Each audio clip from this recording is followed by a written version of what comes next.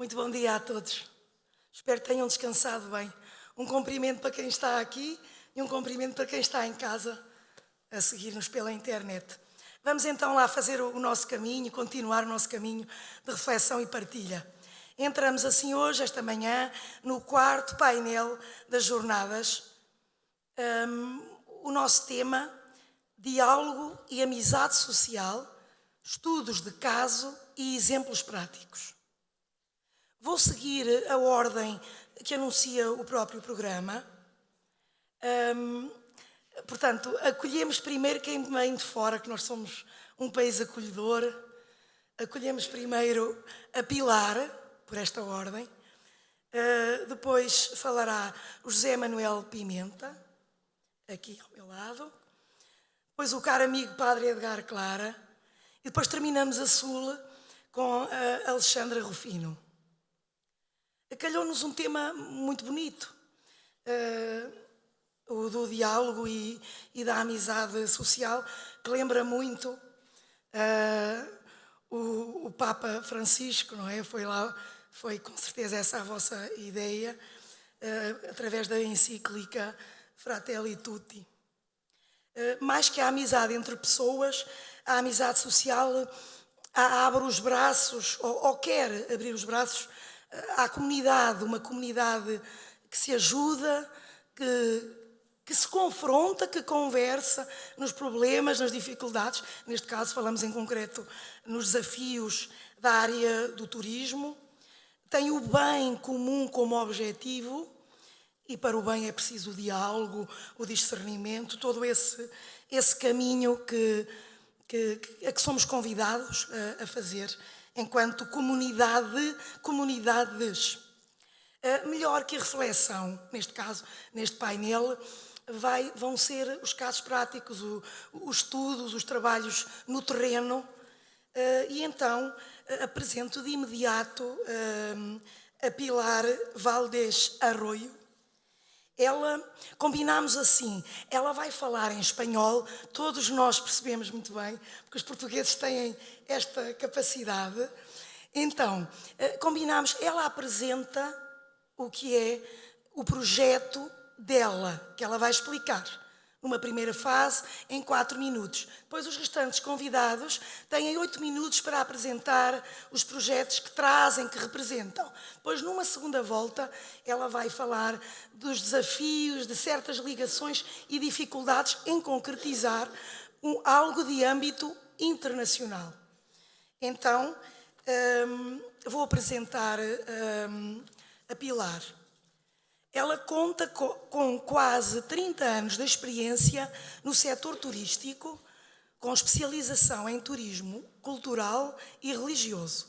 É formada em turismo e publicidade e relações públicas e desenvolveu uma trajetória na gestão estratégica de destinos. Foi gestora sénior do Instituto de Turismo da região de Múrcia, onde liderou o desenvolvimento de produtos culturais e religiosos. Impulsionou sistemas de qualidade turística e a rede de postos de turismo. Portanto, há aqui muita experiência. Destaca-se o seu trabalho como coordenadora do Ano Jubilar 2017 e preparatória da cidade santa da Caravaca de la Cruz. Atualmente, e é mais por isto que está aqui, é diretora-geral da Rede Mundial de Turismo Religioso, onde promove modelos de governação, criação de produtos, promoção internacional e experiências de peregrinação baseadas no acolhimento, no diálogo e no valor espiritual de cada território y de todos los territorios en conjunto. La Red Mundial de Turismo Religioso es una plataforma que nació hace 2 años, nada más, acabamos de nacer, y que tenía y tiene la idea principal de sentar en la misma mesa a todo el sector turístico religioso. Claro, no solamente a los destinos con sus santuarios, sino también a los caminos de peregrinación, universidades, medios de comunicación, turoperadores, agencias de viajes, todos aquellos que están involucrados en el desarrollo de un destino de peregrinación, de cualquiera de ellos, ¿vale? A ver, así. Aquí les cuento que básicamente lo que es la red, ¿vale? Y además nació con la idea de que formen parte de la red 5 grandes religiones, las 5 religiones principales del mundo. Hablamos de cristianismo, por supuesto, del islam, del budismo, del hinduismo y del judaísmo. Actualmente, con el nacimiento de la red en 2024 en Fitur, la Feria Internacional de Turismo de Fitur de Madrid, nació con el cristianismo, que es lo que tenemos más a mano y por lo menos lo que controlamos más, pero poco a poco se van incorporando destinos y la idea es que en 2-3 años más tengamos a las 5 religiones dentro de la propia red. Por supuesto, se crean comisiones en función de cada una de las religiones porque tienen necesidades totalmente diferentes, pero ese es el proyecto en el que estamos involucrados. No sé si lo pueden leer en castellano también, es más fácil para todos ustedes, ¿verdad? Sí. ¿Quién puede formar parte de la Red Mundial? La Red Mundial, vaya por delante, que es un proyecto del Tourism and Society Think Tank. Y se preguntarán, ¿qué es un think tank? ¿Qué es eso, no? El think tank son asociaciones profesionales a nivel global, donde profesionales de un mismo sector, en este caso de turismo, se sientan en la mesa para desarrollar proyectos más o menos de cierta envergadura, más o menos grandes o pequeños, pero con profesionales totalmente distintos dentro de un mismo sector, donde cada uno aporta una idea para desarrollar un proyecto. El Tourism and Society Think Tank, del que parte la red mundial, es el de turismo, se llama así, Turismo y Sociedad, y nació, pues creo que fue en la pandemia, más o menos, es decir, que es reciente también, ¿vale? Entonces, desde ahí nace la Red Mundial. ¿Quién puede formar parte? Pues todos estos agentes que les comento. Entran como miembros a formar parte de la Red Mundial tanto autoridades como alcaldes o gobernadores de gobernaciones o de regiones a nivel nacional. Tenemos 3 países ahora mismo ya en la Red Mundial, que son Guatemala, México y Perú, que acabamos de entregarle el diploma en Fitur, en Madrid. Son países que han querido entrar a la Red Mundial. ¿Para qué? Para que les ayudemos a crear producto de turismo religioso en su país ordenado con profesionales, que somos los que formamos parte de la red, con profesionales del sector turístico religioso. No ya en general, sino del específico, porque el turismo religioso tiene sus particularidades. Por supuesto, destinos, también a instituciones religiosas, empresas relacionadas con el turismo religioso o cadenas de hoteles, por ejemplo, de conventos, de alojamiento muy específico, muy enfocado al turismo religioso, turoperadores y agencias de viajes, que son los grandes, el gran apoyo del turismo y de los destinos, ¿vale? Para poder de alguna manera promover esa promoción y esa venta de camas en los destinos y de que cada vez vayan más fieles y más turistas. Universidades, importantísima la formación. Luego lo contaré en los casos prácticos, pero nos encontramos con muchos problemas de formación en los destinos. No saben qué es el turismo religioso. No lo saben, o sea, realmente piensan que son 4 peregrinos que van a Fátima a rezar y poco más, ¿no? Entidades que gestionan manifestaciones del estilo de Semana Santa, por ejemplo, ¿no? Hermandades, cofradías, este tipo de reuniones que en España también tienen, de asociaciones, organizaciones que gestionan rutas de peregrinación. Tenemos caminos de peregrinación también que se van incorporando a la red, precisamente buscando ese apoyo en la promoción, en la formación y en la capacitación. Medios de comunicación, importantísimos también. Especializados, en este caso turismo cristiano católico, que son los que vamos teniendo ya cada vez más. Un ejemplo, Radio María, son radios y son televisiones X que están muy enfocadas al turismo religioso, entonces nos ayudan a promocionar a los destinos. Al final ese es el proyecto, sentarlos en la mesa a todos ellos, para que ellos también hablen y hagan networking. Actualmente estamos abiertos en todos estos países y eso significa que tenemos en 2 años tenemos pues, todos estos países de América Latina y en Europa, España, Italia, Hungría y Portugal que acabamos de abrir. En cada uno tenemos un coordinador nacional de la Red Mundial. En este caso, en Portugal tenemos a una señora que se llama Catarina Chaves, que acaba de incorporarse al proyecto y que está relacionada con el Camino de Santiago en Portugal. Entonces, bueno, gente que sabe y que conoce el destino, el producto. Todos los miembros reciben un sello, que es el de fundador. En este caso estamos miembro afiliado como miembro de la red y hacemos networking, ¿vale? El poner en contacto a un operador con un destino. Pilar, nos hace falta más promoción.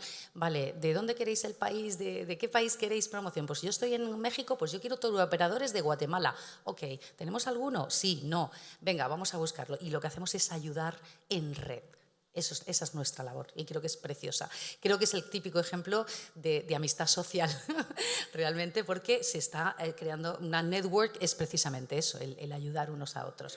Además, acabamos de presentar en Fitur, en la Feria de Madrid que les comento, el sello para los municipios de calidad, porque nos hemos encontrado que muchos destinos, luego lo contaré, no saben ni cómo empezar a promocionar su romería, sus fiestas patronales.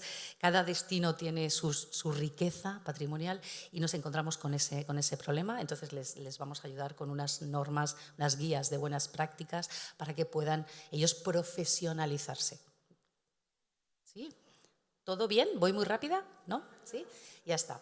Luego lo contaré, pero luego para quien quiera un poquito más información, aquí les dejo la página web del Tourism and Society Think Tank, que es del que depende la red mundial, y por supuesto nuestro email, por si quieren mandar información. Muchas gracias. Apresento agora uma pessoa subejamente conhecida, porque até faz parte da Pastoral do Turismo Portugal. Mas, cabe-me apresento. O José Manuel Pimenta é o nosso próximo convidado. Ele é mestre em Teologia pela Universidade Católica Portuguesa e tem também formação em História Moderna pela Universidade Nova de Lisboa. Atualmente frequenta o 2º grau em Direito Canónico no Instituto Superior de Direito Canónico, também da Universidade Católica. Forcei com isso. Neste contexto que aqui nos traz especificamente, permite-me realçar que ele é coordenador do projeto Quo Vadis, iniciativa do Patriarcado de Lisboa, dedicada ao turismo de Lisboa. Integra também a equipa do projeto Évora Sacra, também depois pode falar um bocadinho sobre isso, no âmbito de Évora 2027, Capital Europeia da Cultura. Neste caso, para início de conversa, mostre-nos lá o que é isso do passaporte cultural. Cabe-me a mim apresentar o passaporte cultural, o roteiro entre colinas. Está aqui este roll-up em que tem um QR Code, se quiserem depois fazer o download até da versão digital do passaporte cultural, e assim poderão folhear digitalmente o passaporte. Permitam-me, antes de começar a falar do passaporte cultural, começar com o Papa Francisco, com uma citação do Papa Francisco, em que, no contexto da pandemia, em 2021, lançou um desafio a todos, e depois cada estrutura, cada realidade da Igreja deve, mais ou menos, fazer a sua adaptação para a sua realidade. E o Papa, nessa altura, dizia que os momentos difíceis ou as situações extraordinárias que vamos vivendo na nossa vida não devem ser momentos em que nos devem levar ao desalento, ao desânimo, mas sim aproveitarmos essas situações para redescobrir ou descobrir realidades, situações, contextos que estejam mais desconhecidos e que possa ser esse momento para podermos trabalhar e trazer à luz aquela realidade que está menos conhecida.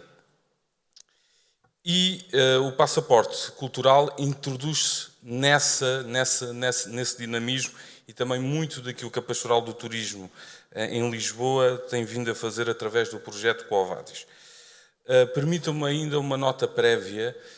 Estamos aqui em Almada, isso foi referido até ontem pelo Sr. Vereador do Turismo, aqui da Câmara Municipal de Almada, que de facto queria mais turismo e mais pessoas aqui em Almada, fazer até um pouco esta migração dos turistas de Lisboa para aqui, porque há esta ideia que Lisboa tem turismo a mais.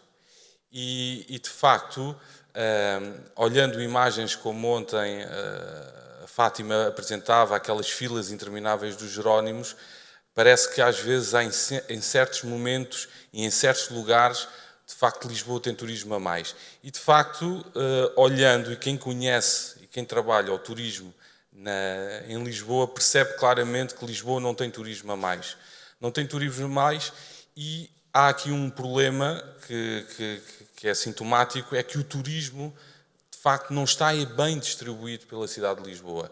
e, de facto, antes de começarmos a levantar um problema e de criar bloqueios e impedir e criar atitudes até de, como já em outras cidades, como em Barcelona ou em Veneza, de atitudes antiturista, não é? Que eu acho que também não é um passo que se deve dar, devemos sim encontrar formas, criar projetos, estruturas que permitam então distribuir ou então encaminhar os turistas para outras propostas ou iniciativas.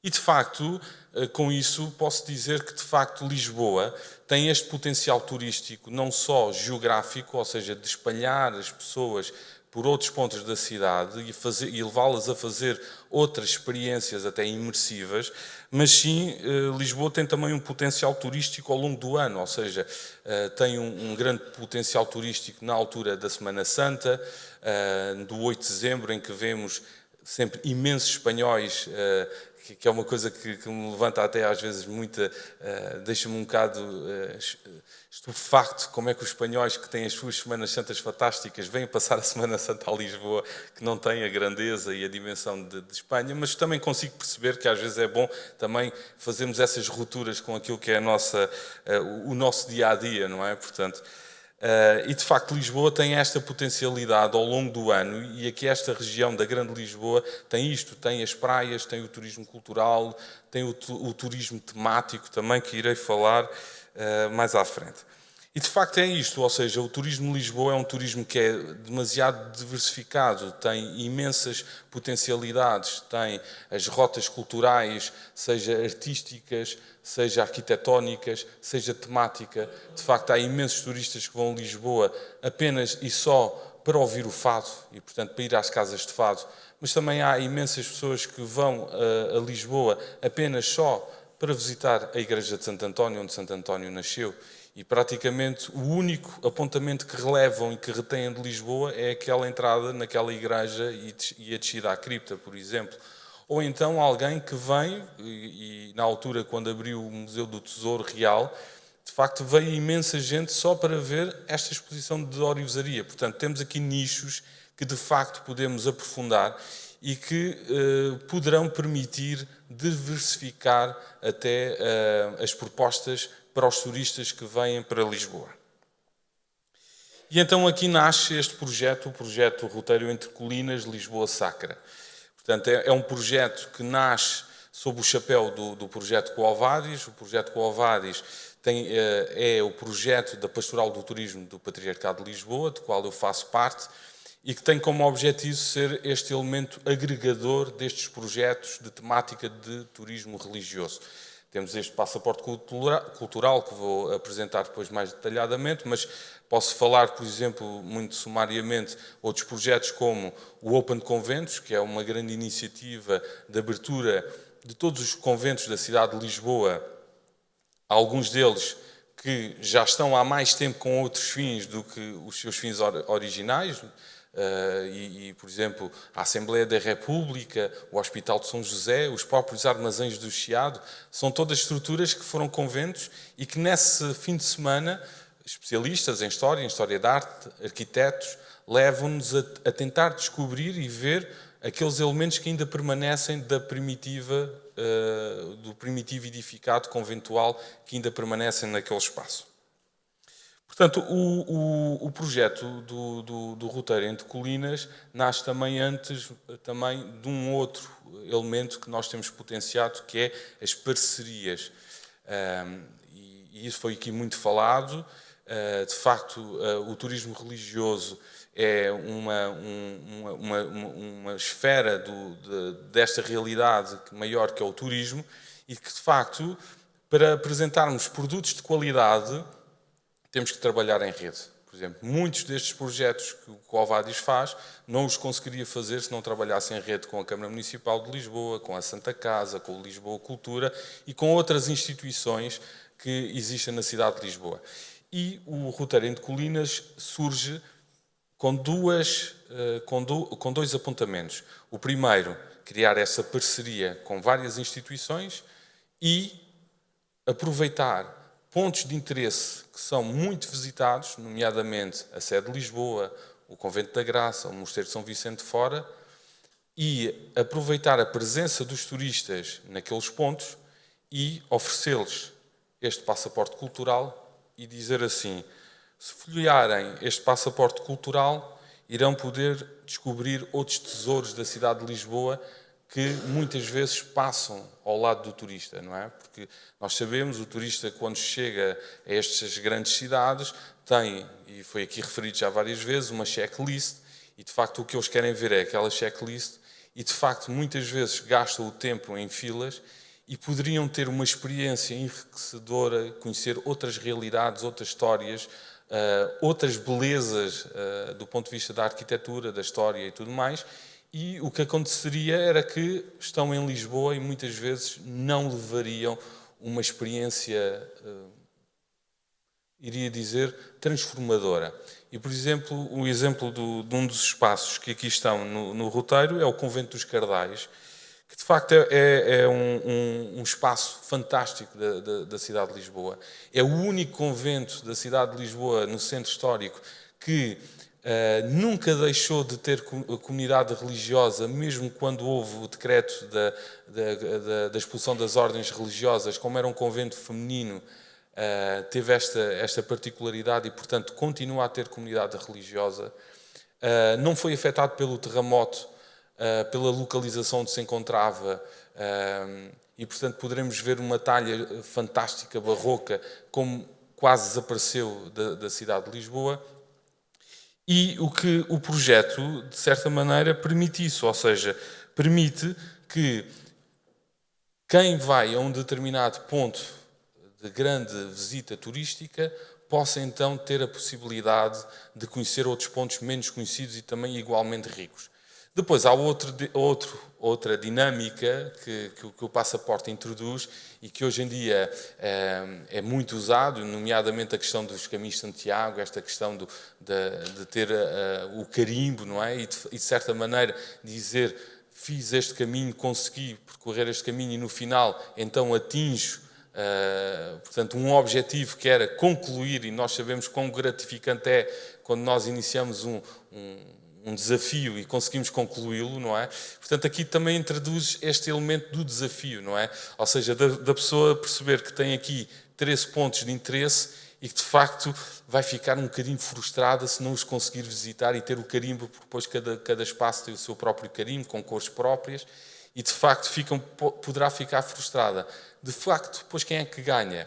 Ganham estes pontos todos de interesse, nomeadamente o Convento dos Cardais ou, por exemplo, a Casa Luís Andaluz, no número 100 da rua da Escola Politécnica, que é também um espaço fantástico da cidade de Lisboa. Para terminar, gostaria de apresentar aqui outro ponto, que é entre as dificuldades e as potencialidades. De facto, como já tinha dito, todos estes projetos de turismo religioso, à partida, são sempre difíceis, não é? Portanto, ou seja, ontem, alguém fazia a pergunta, o Luís Gaivão, o guia intérprete, porque é que a Igreja tem sempre muita dificuldade a falarmos com a Igreja e percebemos às vezes a linguagem, e todos nós sabemos, e eu que trabalho para a Igreja, normalmente quando temos um projeto, a primeira coisa que nos dizem é difícil, vamos ver, se calhar. Portanto, ou seja, começamos sempre com um pé atrás, não é? Portanto, e de facto há aqui coisas que temos que ir vencendo. E de facto pensávamos, fazer um passaporte é sempre complicado, temos que fazer o design, a concepção gráfica, a impressão, mas de facto vamos batendo às portas e de facto conseguimos uma designer que nos fez o passaporte, depois fomos bater à porta da Câmara Municipal e ela imprimiu-nos o passaporte gratuitamente na imprensa municipal. De facto, às vezes é só estarmos um bocado atentos com as instituições que nos rodeiam e poder não pedir tudo a uma, mas pedir várias coisas a várias instituições, e então assim estes projetos podem nascer como o Lisboa Sacra.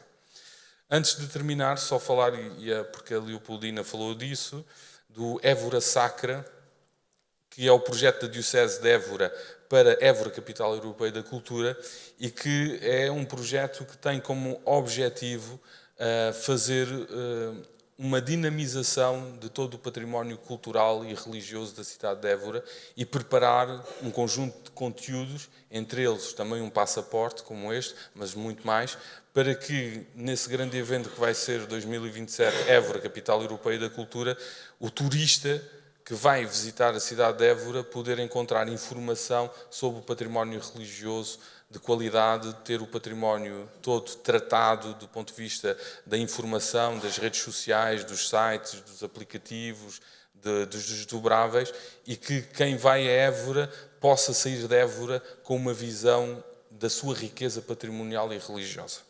Permitam-me terminar, citar de novo o Papa Francisco, que de facto na questão da pastoral do turismo e do turismo em particular deixou-nos muitas linhas de trabalho e de orientação e de elementos que devem ser fundantes naquilo que é o nosso trabalho.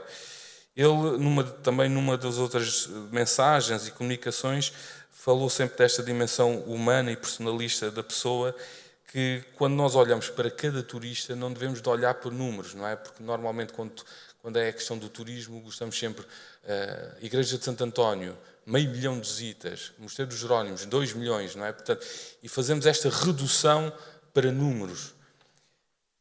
E, de facto, devemos olhar para a pessoa como uma pessoa única, com a sua história, que merece e tem cada pessoa o direito de usufruir e de fruir da nossa história, da nossa fé e da nossa beleza cultural. E todos nós que servimos e trabalhamos nesta área do turismo temos o dever de proporcionar esse encontro enriquecedor do turista com o nosso património, com a nossa arte e com a nossa fé. Muito obrigado.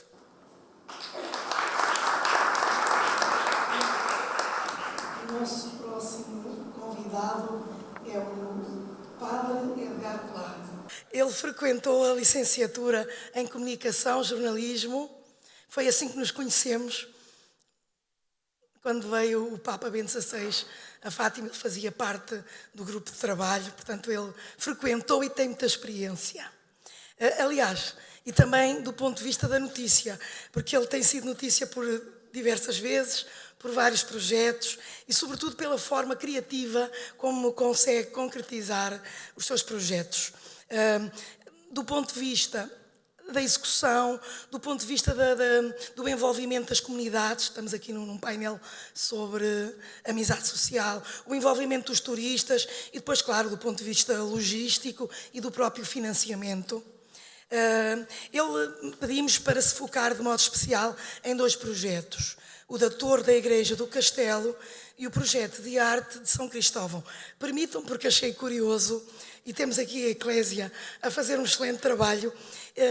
Nesta pesquisa que fiz de cada um dos oradores, o Padre Edgar deu uma entrevista, penso que foi o ano passado, e a Eclésia deu-lhe um título que eu acho que se enquadra muito bem. Arte, cerveja e biscoitos. Uma receita para construir comunidade em bairros históricos. E este construir comunidade, está aqui o diálogo e a amizade social. E mais não digo, agora diz o Padre Edgar. Queria-vos dizer só uma coisa. Muitas vezes nós podemos pensar no turismo, principalmente na cidade de Lisboa. Eu tenho 8 minutos, não é? Pronto, é que eu sou como o José Hermano Saraiva. Podem-me faltar as ideias, mas as palavras nunca. Podemos pensar no turista como como é dizer, como um inimigo, como uma ameaça, eu vejo o turista como uma oportunidade. E há uma coisa muitíssimo importante, que é, temos que ter muito cuidado com as narrativas que contam sobre a verdade daquilo que nós vivemos. Quer dizer, quando dizem que as minhas paróquias, portanto eu tenho, estão a ver, Castelo, depois tenho a Moraria. Claro, a Moraria neste momento são 95% são muçulmanos. Não é? Depois do outro lado tem a Alfama. Quando dizem que agora não vive cá ninguém, nunca viveu. Basta a gente começar a desenterrar os arquivos paroquiais da minha paróquia. Dos anos 60 havia um padre que dizia assim: Senhor Patriarca, esta gente não nos merece. Passa o ano todo a pensar na Páscoa só para irem para a Pampilhosa. E é verdade, aquela gente era toda da Pampilhosa da Serra. Quando chegava aquele momento ia-se tudo embora, ninguém era dali. Outro padre dizia-me outra coisa. Sr. Patriarca, não tenho ninguém, porque a maioria das casas estão convertidas em escritórios. Antes de serem alojamentos locais, eram escritórios. Há 15 anos, quando eu fui para a Mouraria, só para vocês terem noção, a Mouraria parecia uma cidade, um bairro saído da Segunda Guerra Mundial. Quer dizer, não havia prédio que estivesse em pé. E depois, as pessoas que dizem que veem o turismo como uma ameaça, eu quero que vão viver para a Mouraria. Quem é que quer ir viver para um bairro onde tem que deixar ficar um carro a pagar 70 ou 80 euros num sítio e que depois tem que subir a um segundo andar com uma criança de um braço e o carrinho do bebê e o saco das compras? Ninguém quer viver, não se coaduna com a vida contemporânea. Nós temos que ser verdadeiros. E todos aqueles que foram viver para ali foram-se embora. Vocês todos que aqui estão, eu sinto-me contente, eu sinto quase o Papa na Praça de São Pedro, porque nas 5 missas que eu celebro, eu tenho 9 igrejas, mas só celebro em 5, mas nas 5 missas que eu celebro, tenho menos gente do que vocês. Na primeira missa tenho 6 pessoas, na segunda missa tenho 9, às vezes tenho sorte que morre alguém e mandam rezar a missa por alma de alguém e sinto-me o Papa na Praça de São Pedro, tenho 14, 15 pessoas. Mas pensem, por exemplo, o Castelo, eu sou o padre mais feliz de Portugal, se não mesmo do mundo. Vivem 50 pessoas, se vão 9 pessoas à missa, é 20%, nenhum padre tem 20% de praticantes. Eu tenho essa sorte. Não é? Bom, os projetos que eu vos vou mostrar têm a ver com uma coisa que eu tenho um mau feitio, já é de sobejo conhecimento. Eu prefiro ter as igrejas fechadas a obrigar alguém a entrar dentro da igreja e ter que pagar. A igreja é o último reduto de cultura gratuita à qual os pobres têm acesso. A igreja tem que ser um sítio onde um pobre possa entrar sem que ninguém lhe diga nada, possa contemplar a beleza exterior e interior e ir-se embora. E quando nós metemos uma portagem à porta da igreja, nós vamos colocar um grande problema. Estamos já a dizer a uma parte significativa das pessoas: tu estás fora. E isto tem-me levado ao longo destes anos a ter das 9 igrejas, a ter já 2 abertas. 15 anos, eu espero morrer daqui a 30, não é? Mas o que me tem levado é a pensar projetos paralelos, pagos, para que possa sustentar aquilo que é a nossa missão religiosa de levar a beleza do Evangelho às pessoas. Ponto final. Há coisas que tenho que pagar, há outras que não.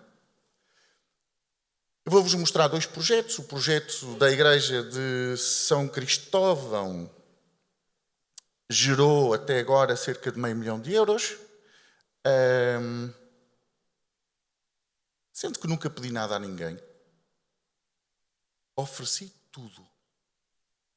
E as pessoas em troca deram-me tudo. Esta igreja é do século XVII e tem 36 telas. Bento Coelho da Silveira. É forrada completamente a pinturas do século XVII. A Igreja do Castelo não é tão bonita, mas tenho, vou-vos contar, mais de 1,5 milhão de pessoas que passam por ali. Quer dizer, eu só tenho 50 pessoas que vivem, mas tenho 1,5 milhão de pessoas que passam. Então eu tenho que montar a minha pastoral para 5 minutos. 5 minutos. Ninguém vive lá. Há 15 anos, quando cheguei, as velhinhas, quer dizer, que elas já estão velhotas, cotizavam-se entre elas para pagar a água e a luz. Agora tenho a igreja mais rica da cidade de Lisboa. Também não vamos tanto, que o senhor Bispo de Lisboa fechou a Sé e tem mais. Na Sé tem mais, tem visitantes e bilhetes. Então, Vou fazer uma pastoral de 5 minutos. Montar uma coisa para 5 minutos. Com que as pessoas entrem, vejam. Quem quiser estar mais do que 5 minutos tem que estar mais de 5 minutos. Quem não quer vai-se embora e já está. Outros nem sequer vão entrar, mas não importa.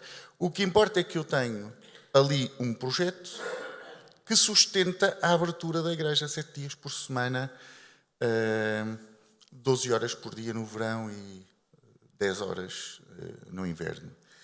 E ainda sobra dinheiro para além dos 10 jovens que lá trabalham, ainda sobra dinheiro para restaurar a igreja.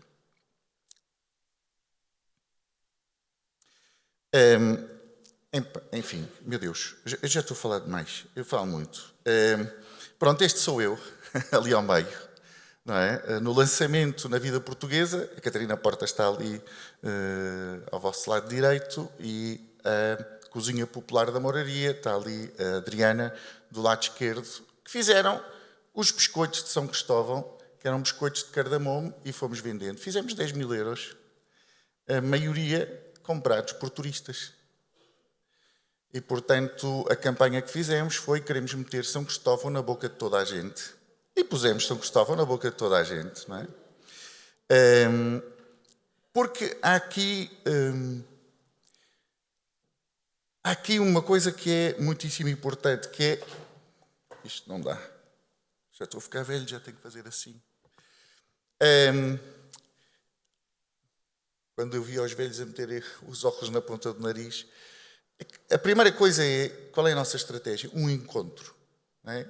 Que é o tema daqui, o encontro entre pessoas, o encontro com Deus, não é? Depois há uma coisa muito importante, que as pessoas vomitam a igreja. Vomitam. Vai-se lá saber porquê, mas vomitam, pronto, não importa. Mas não vomitam a cultura. E então, todo o burro come palha, é preciso sabê-la deitar. É preciso sabê-la deitar com comunicação. Pronto, já está. Já está. E nós temos o património para comunicar o património. Nós temos um poder que ninguém mais em Portugal tem. Ninguém mais. E nós temos que juntar uma coisa, que é aquilo que eu tenho procurado fazer, entre a tradição espiritual que nos chegou até nós e um diálogo com o contemporâneo. Dou-vos o exemplo: quando fiz em São Cristóvão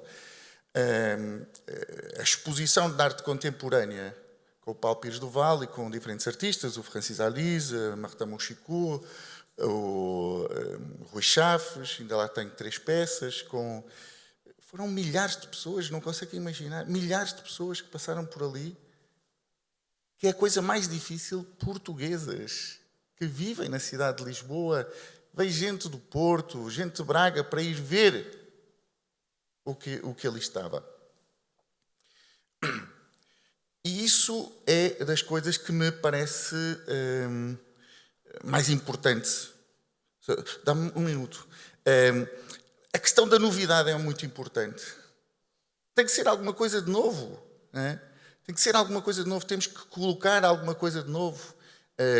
A proximidade, algo que seja próximo, algo que seja autêntico, não é?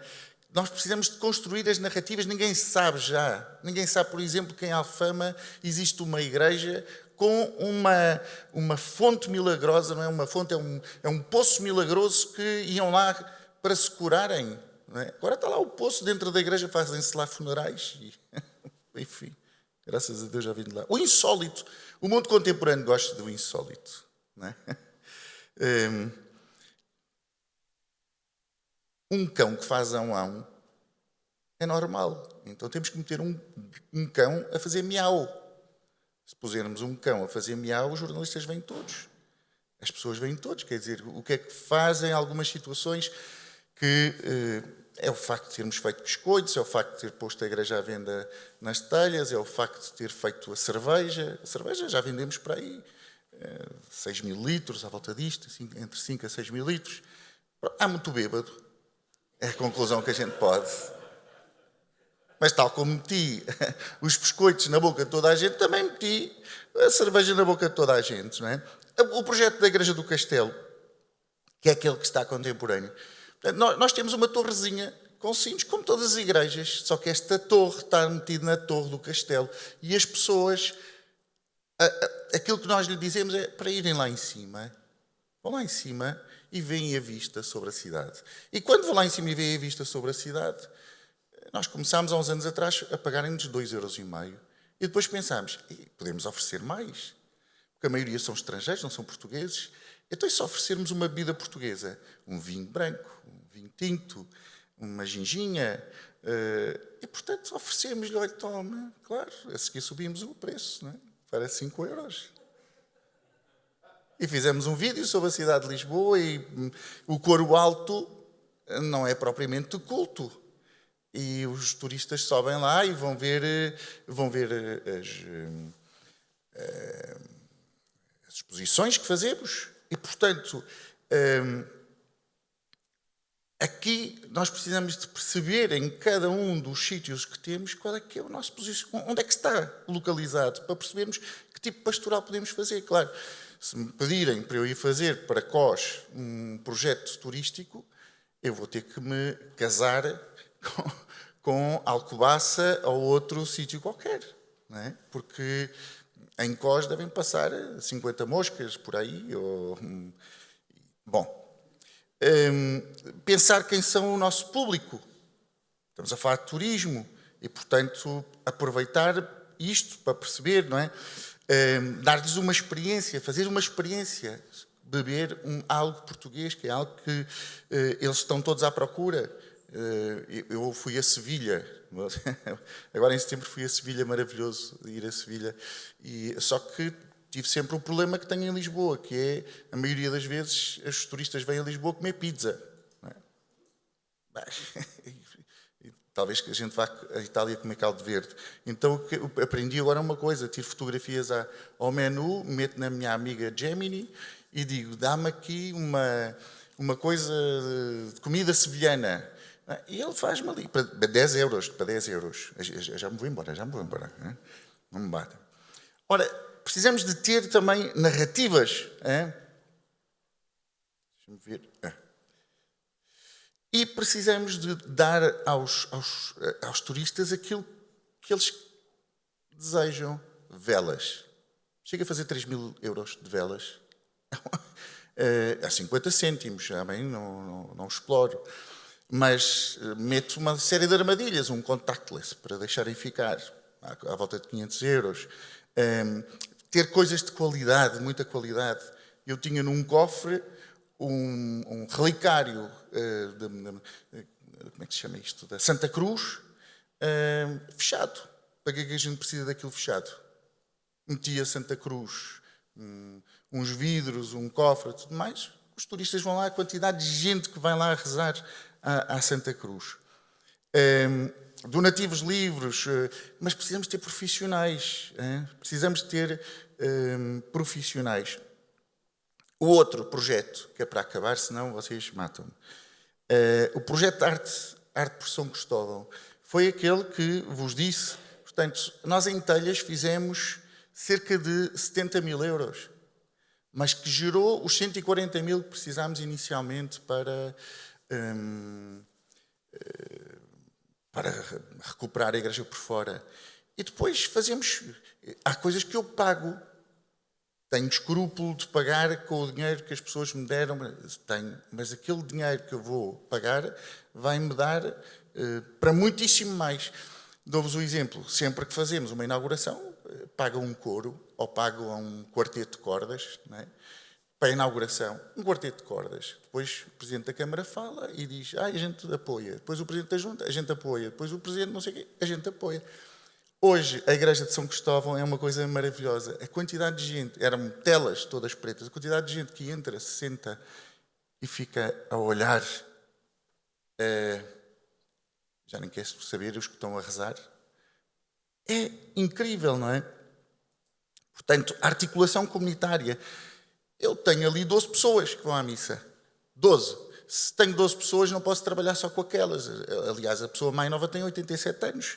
Portanto, o Renovar a Moraria, com a Junta de Freguesia, com as diferentes organizações, o GGN e os outros grupos, ali colocar, não é, a visibilidade mediática. Lembrem-se que para o nosso tipo, para cada um dos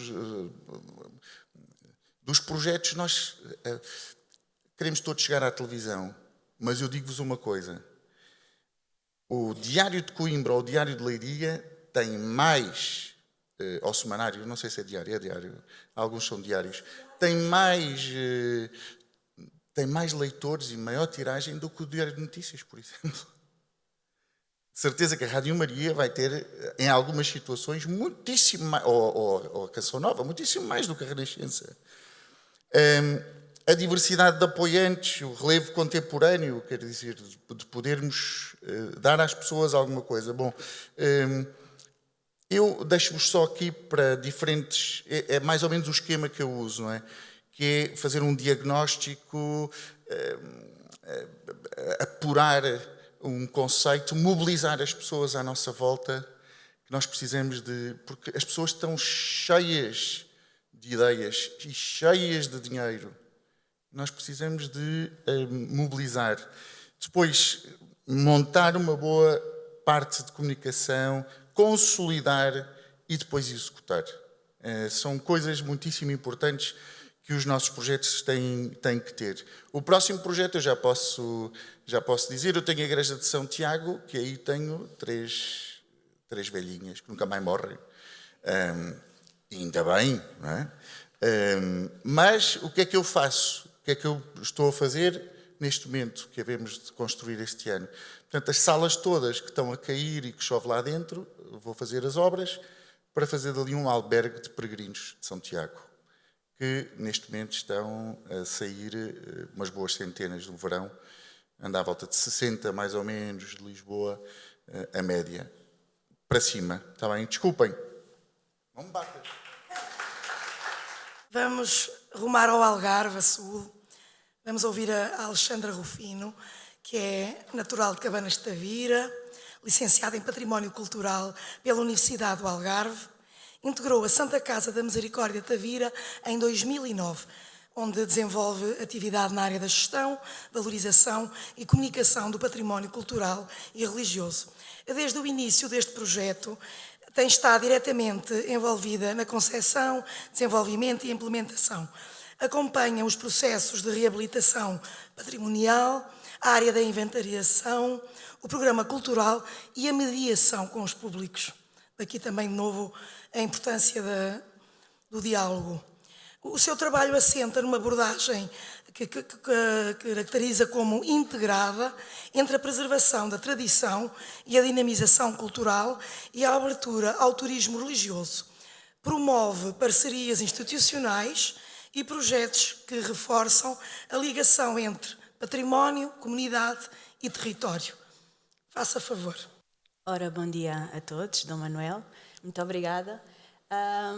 Vou iniciar, se me permitem, falando da Santa Casa. Nós, quando ouvimos falar do património da Santa Casa, dos museus da Santa Casa, lembramos da Santa Casa da Misericórdia de Lisboa ou do Porto, que são santas casas com muito mais potencial económico que as outras santas casas. Todas as santas casas são independentes umas das outras. As santas casas não dependem da Misericórdia de Lisboa, nem o dinheiro dos jogos da Santa Casa vão para as outras misericórdias mais pequenas. E então é muito difícil, temos que pensar que numa instituição de solidariedade social, investir em cultura e em património nem sempre é muito fácil. E muito menos investir na parte turística. Depende de mesa administrativa para mesa administrativa e muitas vezes é difícil explicar à mesa administrativa que é preciso fazer aquele investimento no património e na parte turística. Felizmente, antes de eu entrar na Santa Casa em 2009, entrou uma mesa administrativa que teve o cuidado de, juntamente com o município, começar a perceber o património que tinha na cidade e encontrá-lo num estado que não estava, eu vou só passar para vos mostrar, este era o estado do património da Santa Casa na altura, e este espaço é o espaço da Igreja da Misericórdia, esta é a Igreja da Misericórdia da Santa Casa. Este espaço eram os espaços anexos à igreja, tanto a igreja como os espaços estavam totalmente degradados. A igreja estava aberta porque o município abria ao público. É de relatar, ou pelo menos de nos orgulhar, que a Misericórdia de Tavira, junto com a Igreja do Castelo, com a Igreja de Santa Maria, faz parte daquela lista que nós temos estado a falar ao longo destes dias. É um ponto de referência e os turistas, quando chegam à cidade de Tavira, procuram a Igreja da Misericórdia e procuram-na por quem? Porque, além de ser muito bonita, aqui vocês não conseguem ver, mas a igreja é toda ela forrada a azulejos com as 14 obras de misericórdia. Nós fomos... eu entrei antes, ainda estava a estudar, quando entrei por um desafio de um professor universitário que nos desafiou a ir às nossas cidades e a procurar os arquivos históricos das misericórdias da cidade.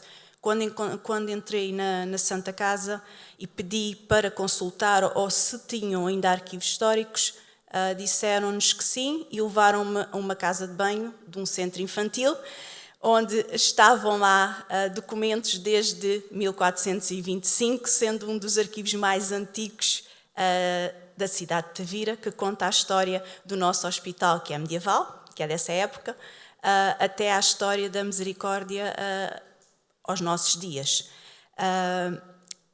O meu trabalho iniciou com a recuperação desse arquivo e, posteriormente, com a recuperação de todos os outros espaços anexos à Igreja da Misericórdia, era necessário fazer algo. A igreja estava realmente aberta ao público, estava aberta aos turistas, mas tinha um funcionário do município lá que abria a porta das 9 às 5, de uma forma assim muito peculiar e que não era adequada a receber os nossos turistas. Mesmo na entrada do centro histórico, a Igreja da Misericórdia fica mesmo virada de frente para a porta do centro histórico da cidade. Então era necessário trabalhar isto e perceber como é que poderíamos melhorar tudo isto. Naquela altura sai aquela mesa administrativa, elas mudam de 4 em 4 anos, entra uma nova mesa administrativa e eu vi-me ali um bocadinho perdida sobre o que é que poderemos fazer e onde é que poderemos pegar para continuar este trabalho. Tínhamos 2 soluções, ou fechávamos as portas e eu ia embora para casa, ou arranjávamos aqui uma solução para trabalhar este património, para abrir o património aos turistas. Tínhamos o espaço todo anexo, que era a antiga administração da Santa Casa, e depois de recuperado pensámos em abri-lo para espaço museológico, ajudando sim a parte da igreja e sendo um museu cobrado para a visita à igreja. Esta é a Igreja da Misericórdia. Dizer-vos que a igreja, este é o espaço da sala de exposições, isto é o espaço como o encontraram em 2005 e esta é a última exposição que a casa tem agora patente, é a nossa sala do despacho.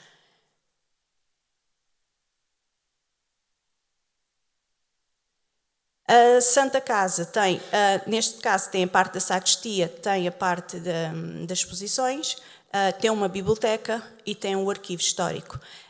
Na parte da sacristia nós temos uma exposição totalmente dedicada à Santa Casa, à história da Santa Casa na cidade de Tavira, que sendo de uma das primeiras Santas Casas a serem criadas no país, tem a sua importância histórica, apesar de não termos muita peça para as exposições, mas conseguimos ainda recolher algumas que nos pudéssemos fazer uma exposição sobre a Santa Casa. Deixámos a parte de exposições temporárias, a parte do primeiro andar, para as pessoas da cidade, para os artistas locais e para outras exposições que possam aparecer temporárias. Demos a oportunidade de trabalhar com artistas locais ou mesmo com a paróquia, também temos tido algumas exposições em conjunto e as salas superiores servem para esse fim. A Santa Casa, além desta igreja, possui uma outra igreja, que é a igreja de São José, que eu penso que passamos só queria aqui mostrar-vos. Temos a Igreja de São José. A Igreja de São José foi entregue à Santa Casa pós 25 de Abril. A Santa Casa recebe o hospital já no início do século XX, vai gerir o hospital, pós 25 de Abril é nacionalizado e a Santa Casa apenas ficou com a parte da Igreja. Também esta igreja tem espaços anexos que nós acabamos por musealizar, neste caso dedicada à história do hospital e às pessoas que ali trabalharam e se trataram e viveram. Tínhamos aqui outro problema, que era o mudar a imagem destes espaços e projetá-los para o público, trazer novos públicos. Apesar da Igreja da Misericórdia ser uma igreja que era muito visitada, nós não tínhamos problemas na Igreja da Misericórdia com as visitas, a igreja recebia muitos visitantes ao longo do ano. Faltava-nos cativar outros públicos e trazer os da cidade, a comunidade à Santa Casa e trazer os nossos jovens. E então surgiu-nos há pouco tempo uma ideia de trabalhar com uma empresa de publicidade e marketing de jovens de tavirenses que também estão em início de carreira, mas têm feito um excelente trabalho, que nos têm permitido criar uma imagem da igreja, uma imagem do projeto que nós chamamos Igreja e Casa Museu da Misericórdia de Tavira. Isto porquê?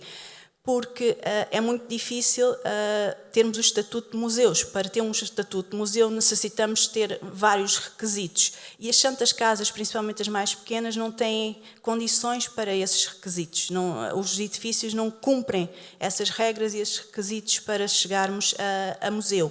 E então, junto com as outras misericórdias, optámos por chamar casas-museu. É a igreja, todo o seu espaço anexo, que são as casas de despacho, que são as casas-museu. Os miúdos, a empresa tem-nos ajudado, este é o projeto de São José, é o projeto do hospital, onde nós contamos um bocadinho da história daquele hospital, uma parte mais social. Nós aqui tentamos trabalhar na museologia mais social, trabalhar uma parte humana, porque a instituição é social e, ao ser social, estamos aqui trabalhando num tipo de património diferente. E este projeto do hospital tem sido fantástico, porque ainda temos muitas pessoas vivas que conheceram o hospital, outras que trabalharam e que nos têm ajudado a melhorar esta exposição diariamente. Temos dentro do espaço a recuperação da imagem. Temos tentado trabalhar a imagem da igreja e casa-museu, onde estão incluídas as duas igrejas. Temos criado produtos de merchandising e temos tentado trabalhar em parcerias com outras instituições e, neste caso, também com a paróquia. A paróquia, após a entrada de um certo padre na nossa paróquia, a paróquia também se virou mais para a parte turística e também quis abrir as suas igrejas à comunidade e à visita turística. A Santa Casa já fazia este trabalho e acabámos por nos juntar, criar uma parceria entre a Santa Casa e a paróquia e temos este trabalho conjunto de visitas a 5 igrejas da cidade. A cidade de Tavira tem 21 igrejas, por isso nós abrimos 5, já não está mal. Não está mal.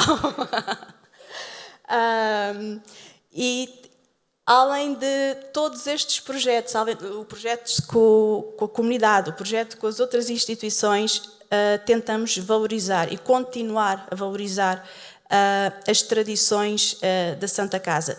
As tradições da Santa Casa foram-se perdendo ao longo dos anos porque a Santa Casa necessitou virar-se muito para a parte social, precisa da parte social, a parte de irmandade acabou por ficar ali um bocadinho esquecida e as mesas administrativas que entram na Santa Casa têm esse objetivo. É o objetivo de gestão de toda a parte social. E acabam por muitas vezes esquecer que elas também são uma irmandade e que precisam preservar as suas tradições. A Misericórdia de Tavira tenta preservar essas tradições com as suas missas. Não tínhamos, demos início, voltámos a fazer a missa do Dia das Misericórdias, em São José a missa do Dia de São José, o Dia do Pai, e colocamos a procissão de Sexta-feira Santa na rua todos os anos, e no ano passado, para deixar um marco e para deixar escrita e para que possam ver como é que tudo aquilo funciona e funcionava, fizemos um pequeno documentário sobre a procissão que foi apresentado recentemente lá em Tavira, na nossa cidade. Pronto, espero ter falado tudo. Muito obrigada.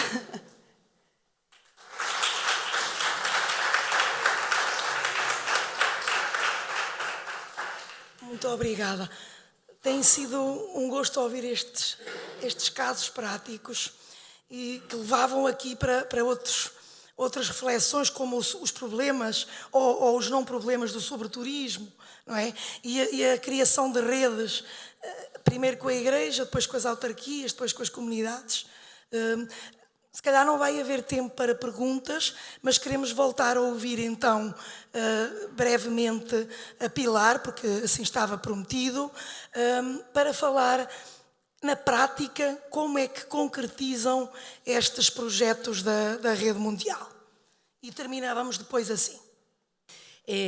A ver, desde la Red Mundial nosotros tenemos, como han visto en la presentación, destinos, caminos, agencias, universidades, cada uno con su problemática. No. Cada uno con su problemática. Una de las cosas que más hemos encontrado es que los destinos, los municipios, los alcaldes de los municipios que tienen un santuario o un destino, primero entienden poco de turismo, ¿vale? Pero quieren peregrinos, quieren turistas en su destino, porque normalmente todo el turismo bien organizado deja dinero y lo deja donde lo tiene que dejar, ¿correcto? Pero es más el afán de tener más turistas de los que tienen que el parar a ordenar. No hay tiempo. Quieren cuanto antes un turoperador, una agencia, que empiecen a traer grupos. Tengo esta iglesia, tengo este restaurante y tengo este hotel. Y ala, ya. Los turoperadores buscan, y si algunos de ustedes son agencias de viajes seguramente lo sabrán, buscan experiencias que vender al turista, lo hablaban, ¿no? Y digo que vender entre comillas. El turista religioso necesita, además de una fe importante, porque va a un destino para ver a la Virgen de Fátima, pero además necesita una serie de experiencias que el mundo, porque está rodando como está rodando, cada vez nos hace más emocionales. Necesitamos sentir algo más. No hablo que la Virgen de Fátima es suficiente, por supuesto, pero que alrededor de su viaje a Fátima necesita ver caminos, venir a Lisboa, conocer algo más. Es ampliar su radio de experiencia, ¿no? Visitar una santa casa y ver cosas realmente excepcionales. El patrimonio de la Iglesia es brutal. Es excepcional. De hecho, probablemente de todos los tipos de turismo que hay, sol y playa, buceo, el turismo religioso, gracias al patrimonio, ¿vale? Es probablemente el que tiene más valor de todos, ya con el patrimonio, ya solo con eso, pero hay que poder darle a conocer al turista el valor de ese patrimonio y hay que hacerlo con emoción, porque si no, ¡ay, otra iglesia! Llevo 5 iglesias, 7 iglesias, ya he visto suficiente, ¿no? Hay que emocionarle. Entonces yo muchas veces a los destinos que tenemos en la red siempre me dicen, Pilar, ¿pero qué podemos hacer? ¿Qué podemos hacer?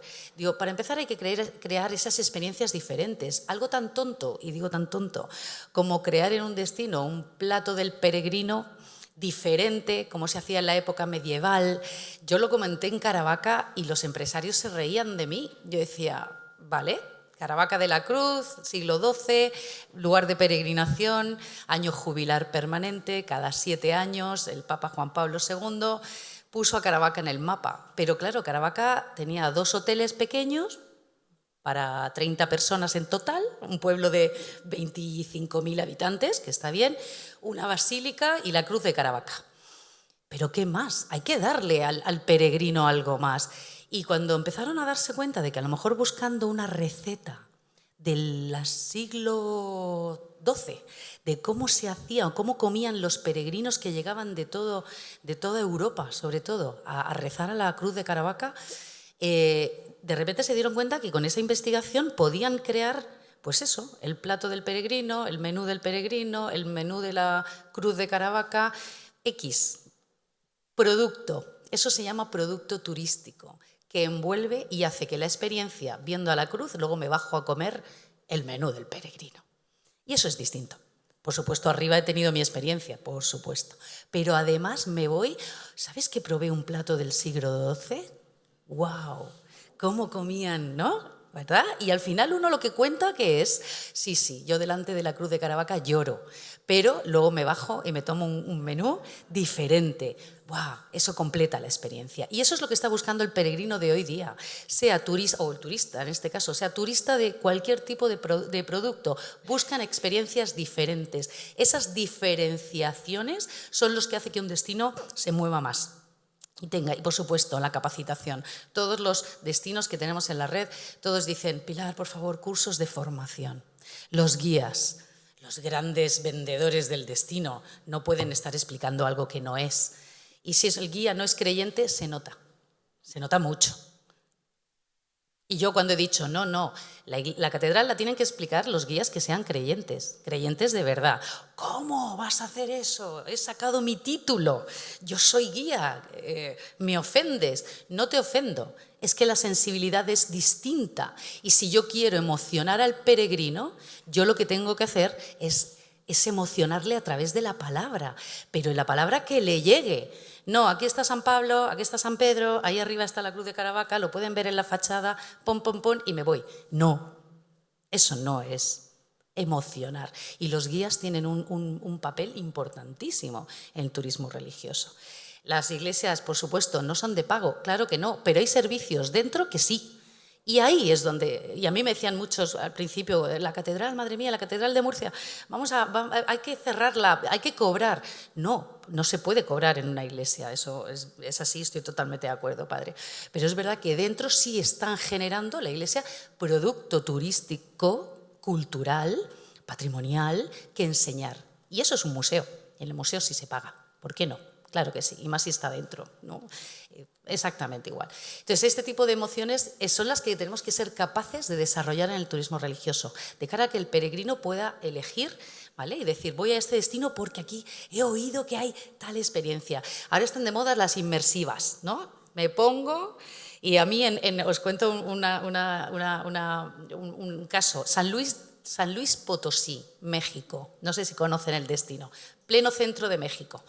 ¿Vale? Centro conocido, ellos tienen su Viernes Santo, ¿vale? El Viernes Santo para ellos es su Semana Santa, es un día, pero es una procesión donde está todo el pueblo. Y el pueblo no es un pueblo, es una ciudad de 1.200.000 habitantes, ¿vale? Pero el centro histórico de San Luis se cierra, se bloquea y todas las familias con los niños en silencio absoluto tienen una tarde, pues desde que sale la procesión, que son las 5 de la tarde, hasta las 2, 3 de la mañana, que cierra el círculo, que va despacio, todo el centro casco histórico en silencio. Y cuando digo en silencio, digo en silencio. Yo no he visto nada parecido. Esa experiencia a mí me ponía los pelos de punta y no había que hacer nada, solo estar en silencio, viendo pasar a los papás, a los niños callados, metidos en su procesión en silencio. Eso sí es una procesión del silencio, impactante, donde el pueblo y las imágenes se funden. Esa experiencia yo no la había vivido jamás y conozco unas cuantas Semanas Santas de España, muchas, y la procesión del silencio pasa, la gente tiene respeto cuando pasa, pero en cuanto el paso va a 50 metros ya se ha acabado, ya se ha acabado el silencio, ahora ha pasado ya la experiencia y se ha acabado. No 6 o 7 horas de silencio total. Estas son experiencias así. Cada uno se encuentra con sus problemas, unos destinos y otros. Al final todo se trata de pensar en qué es lo que busca el turista, qué es lo que busca el turista cultural, el patrimonial o el turista religioso, propiamente dicho, y por supuesto el peregrino.